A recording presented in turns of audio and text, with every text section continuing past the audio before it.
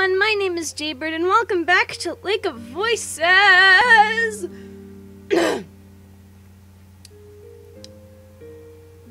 Okay, good talk. I like how I keep doing that. So okay, good talk! I forget where I was. With the others near my side, I amble back into the maze. We don't stop until there is a considerable distance between us and the shore. It is there that we encounter the guide. Oh, indigestion. I ate a snack before this. Indigestion! Heartburn! Upon seeing his figure, I hide a sigh of relief. We haven't been left behind. Our arrival doesn't change the guide's empty expression. He doesn't say or do anything, instead allowing all of us to catch our breath. Lou looks as though his legs might fall out from underneath him. Normally, I wouldn't ever say anyone on these bridges are lucky. But we are. Margaret chimes in, equally as amazed and exhausted. I don't know how we managed to do nothing wrong. That feels far more fitting for this journey. Yeah, you're welcome. We treasure the moment of triumph for a little more before the guide ends his silence. We need to start walking. We've already lost much time as it is. Yes. I quickly straighten myself out and mull over our current situation. We start to consider how we are going to travel now that we only have 2 lanterns. Well, the 3 of us could walk together. If there's one person close by, I can't imagine it would make much of a difference having another. Furthermore, I believe we've all taken enough risks for each other already for this to not be a problem. Margaret, her consideration touches me. I smile gratefully at her. I think it would be fine if we all stayed together. Okay, we'll do that then. Thank you. Other than having a bit of a crowd as opposed to an entirely straight line, our journey moves ahead as it did the night before. The silent night creeps along as we carefully move through the thick fog, making certain not to bump into one another. Then my lantern blinks. It fizzles out. The 3 of us gasp simultaneously, and I hold my breath like time will stop with my breathing. To my great relief, the light flutters back on. The air I'd been anxiously holding in releases as a sigh. What's going on? Nothing. Did my game freeze? I hit... Oh, it froze! It froze! It froze! Hey! Oh, fuck you. Fuck you. History. My fucking game froze! It fucking... it keeps freezing. Oh, Jesus Christ. What the fuck? Okay. Okay. At least it didn't skip anything. The guide has halted, but does not bother to turn around as he asks the question. It was nothing. I watch as he shifts his head back to look at us. The stare he gives is probing and deeply unnerving. He doesn't believe me. I return his gaze, my expression blank. We remain locked in this moment. I can feel his patience with me slipping away. He chooses not to spend any longer waiting for an answer that will not come. The guide faces his back to us once more. He acts without a word, but I know he isn't satisfied. Our small group shares anxiety-ridden looks as the guide moves ahead. I look down at my lantern. The crack seems larger than ever. I feel as though I am cracking with it. There's nothing I can do to fix it. There is nothing I can do to fix it. Should it go out for good. Okay. We need to keep going. We shouldn't speak of this. I can feel that they're apprehensive over this situation and undoubtedly curious as to how it happened in the first place. However, this is not the time. I don't want to draw attention to this for the fear of the guide catching on. The chattering of the Nixie bubbles up out of the darkness, and I gulp harshly. The thought crosses my mind that they too have noticed what just transpired. We walk for quite a bit longer. The voices whispering amongst each other has died down, but the squishing and clicking of prowlers has replaced them. It's difficult to... Indigestion! Oh my god, sorry. It's difficult to trace the exact origin of the sound. All I know is that it's far too close for comfort. The guide stops abruptly, bringing us to an awkward halt. Luckily, there are no impacts between the 3 of us. Stay where you are. Okay. My eyes are drawn to the guide. He's making small movements, cautiously pressing his foot into the boards in front of him at different spots. Could something be wrong with the bridge itself? My theory is proven correct almost immediately. The boards ahead are unstable. They may break when stepped on. Is there another path? This is our path. Move slowly and do not have two people on the same board at a time. I will cross first. When I find a stable section, I will inform you. Then you will follow my lead. Okay, makes sense. He doesn't allow us time to answer before darting forward. His steps are light, but beneath him the wood creaks loudly. Why are the bridges this way? They can be burned into ash and will still rise the next nightfall. And yet this spot is less stable than the rest. It is strange. You forgot a word. It's complete. They can be burned in complete ash. Kika, get your lines right! God damn it! The unnatural black water has a great deal of magic within. That is the most reasonable source of the bridges. If this maze is formed without an intelligent creator, that would explain its treacherous nature. Lou doesn't say anything on the topic, merely staring ahead. The guide breaks his cautious steps, testing the security of the bridge. Where I am now is solid. You only need to reach this position. Alright. We'll be right there. I face the others. To ensure that there is enough light for all of us, I will go second. We need to keep enough distance between each other to not break the boards. Louis looks to lead and starts going forward, inching gingerly across the trembling boards. After there's some distance, I begin to follow, focused on keeping my movements steady. Margaret is the last to leave. The three of us carefully navigate the creaking, soggy wood. We attempt to keep to the guide's path in hopes that the boards will hold. I feel my foot lay heavily on a board. It bends hair-raisingly underneath me. Under me. I wince as I slowly step off of it. I wonder if we should be crawling on all fours to spread our weight over a wider space, but that may make us vulnerable to those creatures. My focus is broken when I hear a shout from ahead. Lou's foot has snapped through the bridge! I'm supposed to wait the timer, apparently? Despite every cell in me screaming to help, I force myself not to make any sudden movements. Lou lifts his foot up from the cusp of the water and places it back on the board in front of him. Thank goodness, the entire section could have collapsed. Margaret looks at us, clearly concerned. A part of the board broke. Everyone is fine, however. You should avoid that section completely. All right. We're still in much danger as we stand here. I encourage him to begin moving once more. I make sure to skip over the broken board myself when I come to it. As I pass by the hole, I catch a bit of movement in the water, but when I look closely, there's nothing there. After a few more agonizing minutes, everyone reaches the other side of that trap. Each of us three mutter various expressions of relief. There isn't a word from our guide.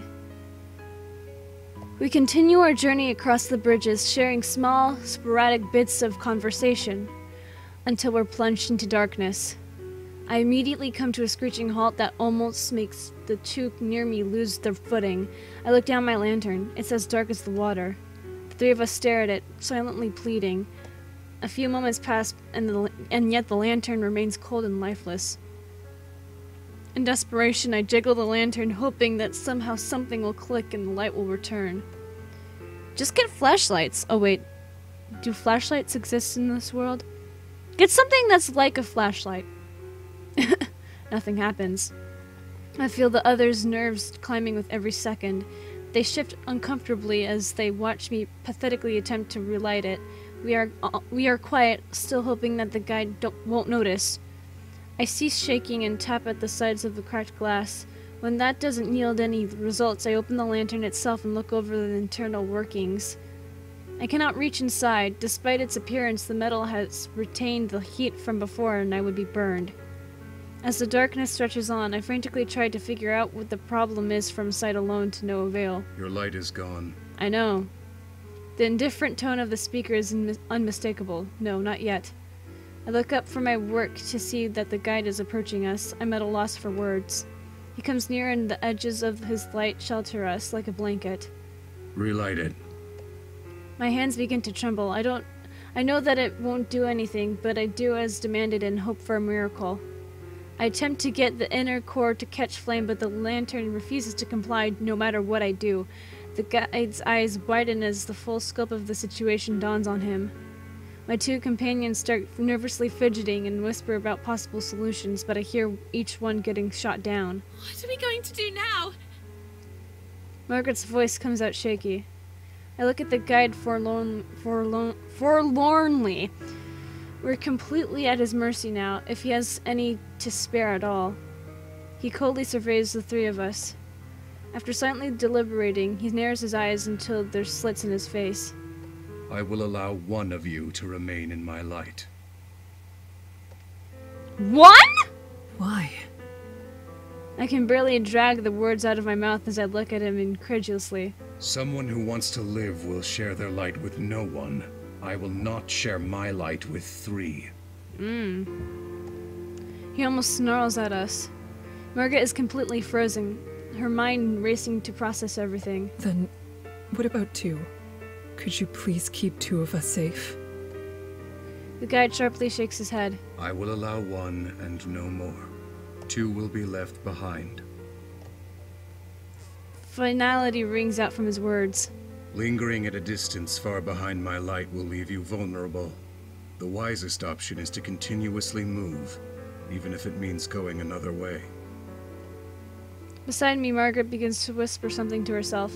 I can't make out what it is. His eyes narrow as he observes the situation.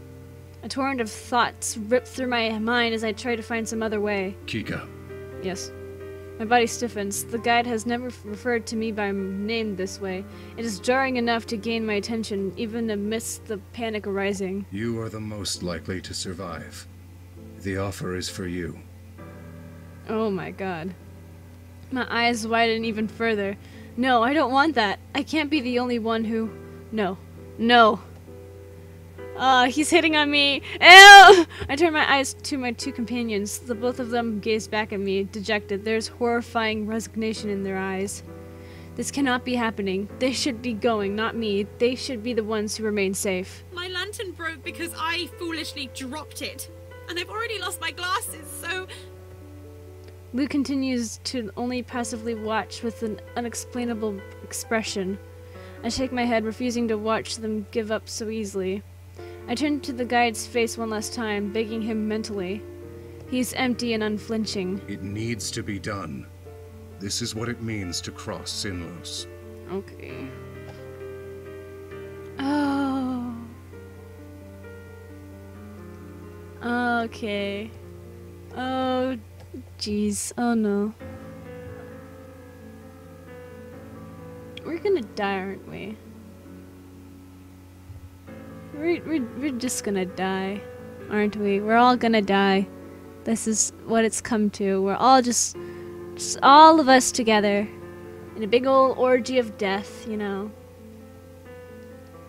The heavy words sink into me as I stare towards the void that eagerly awaits two of us. I won't go, let someone else stay. The guide sucks in a breath, clearly disappointed. Being without light is dangerous, even if you are close to another. The one who goes with me has no guarantee of making it across. You risk this entire journey being for naught.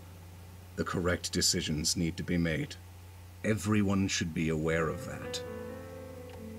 His words cut deep. I have no logical reason to object to going if my only solution is choosing another for the same position. I thought I would be ready for this when it presented itself. I believed I had the strength.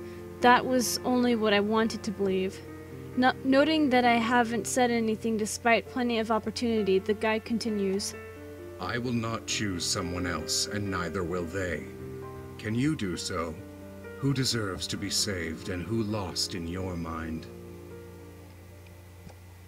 A pit forms in my stomach as the responsibility of this unspeakable choice falls on my shoulders. Stop this! It isn't helping!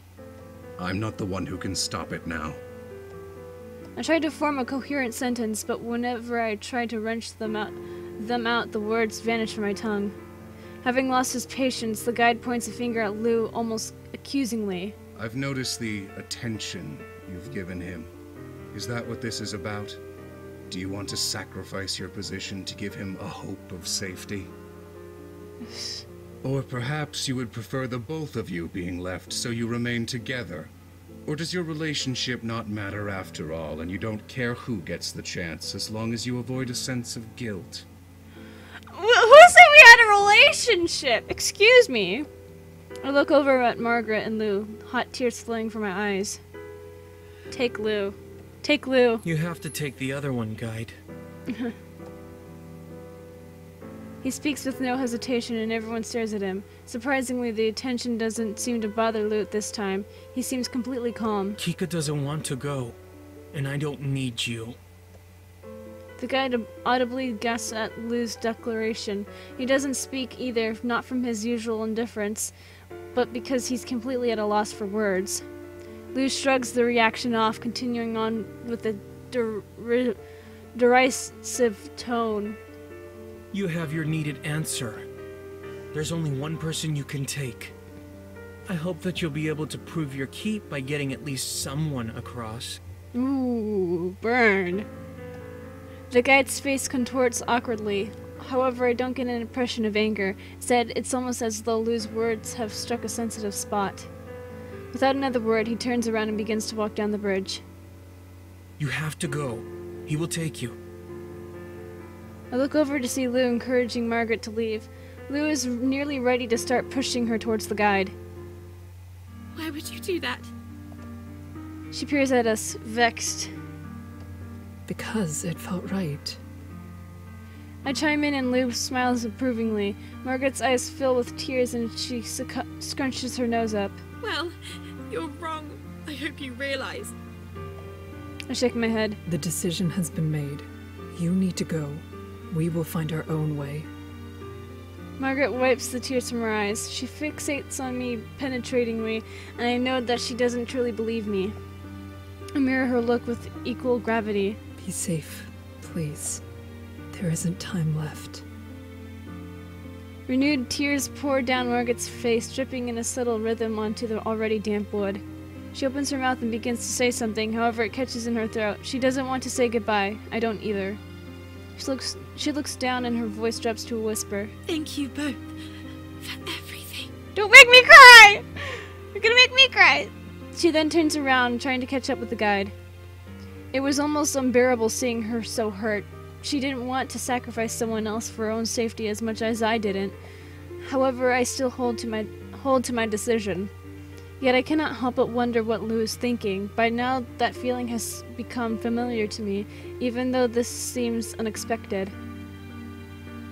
We both stand alone, consumed by a creeping darkness. I stare quietly at Lou for a good chunk of time. He laughs nervously under my gaze, and his eyes dart away. Please don't look at me that way. I meant what I said. Besides, you promised to let me do what I needed to do. That was it, I'm sure. Oh my god. I watched him for a second longer before releasing a pent-up sigh. I can't say he's wrong, Lou. I can't say he's wrong. Lou is stronger than most give him credit for. Lou nonchalantly stretches his arms out, his elbows popping with the motion. God. We probably should start running now. Yeah, we probably should.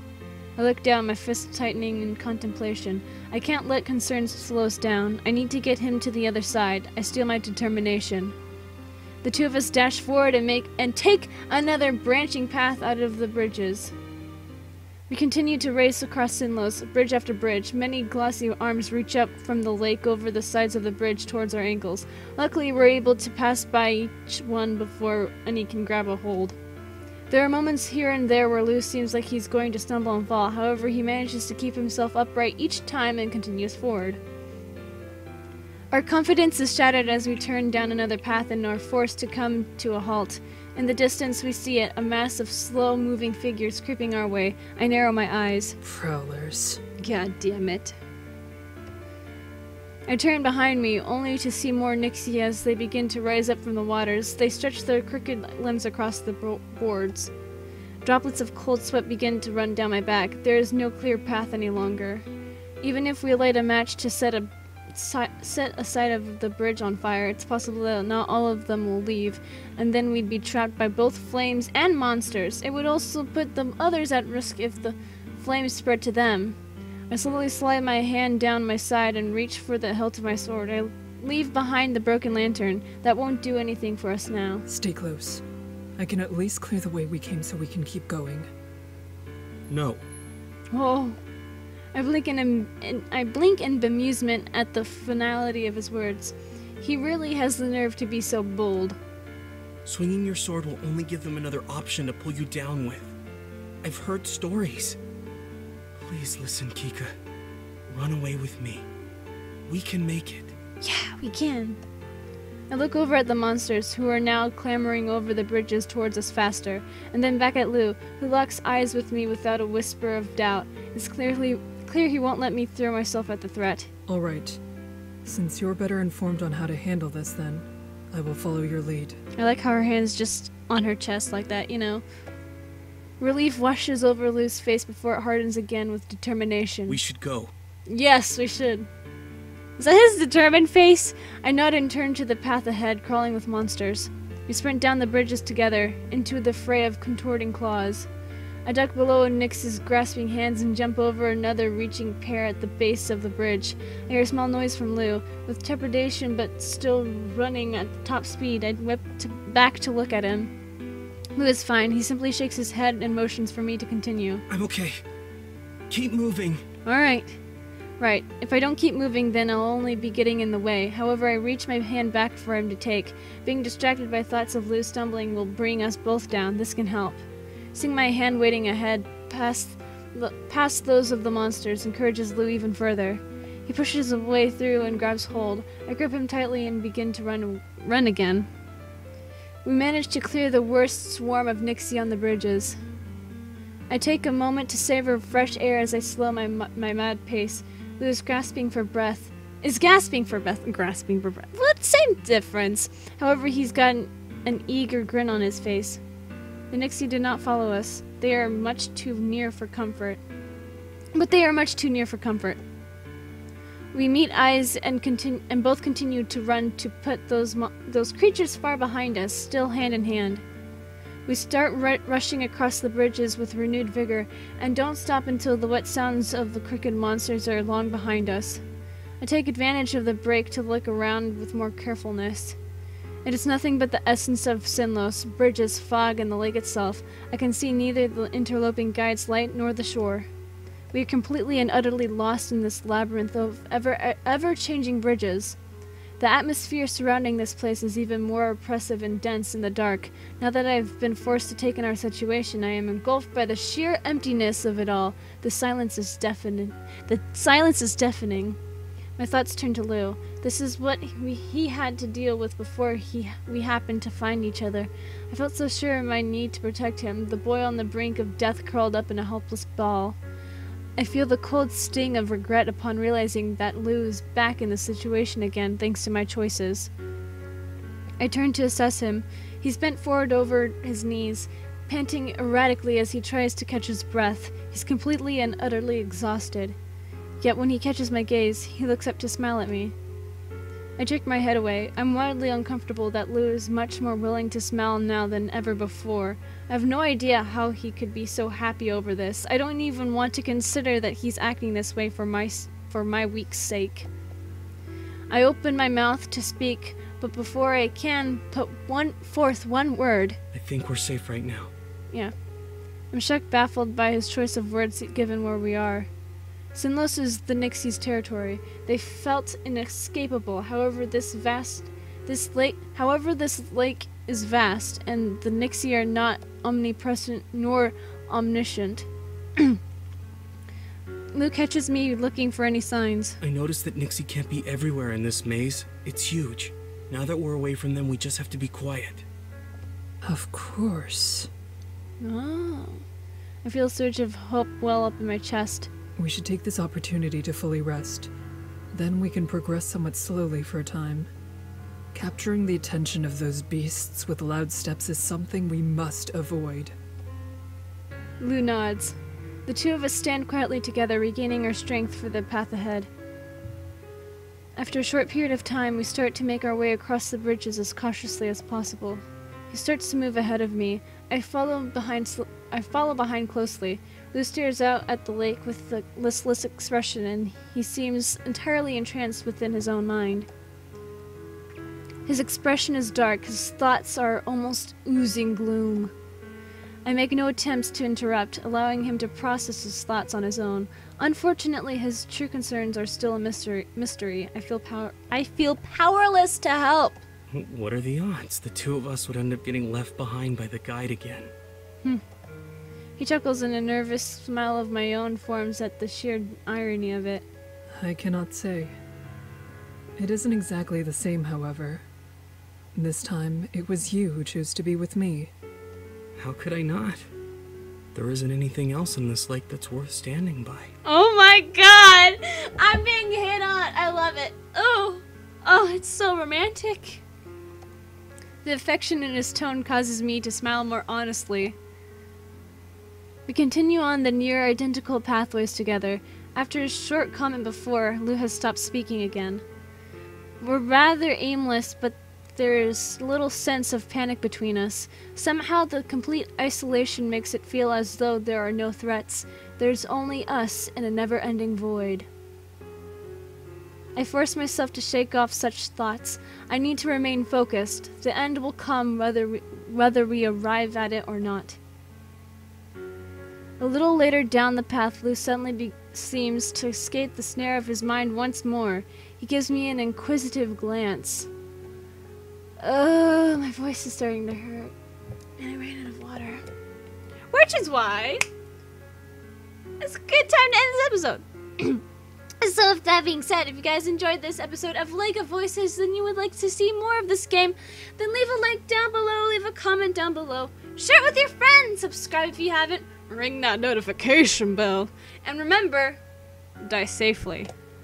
Bye-bye!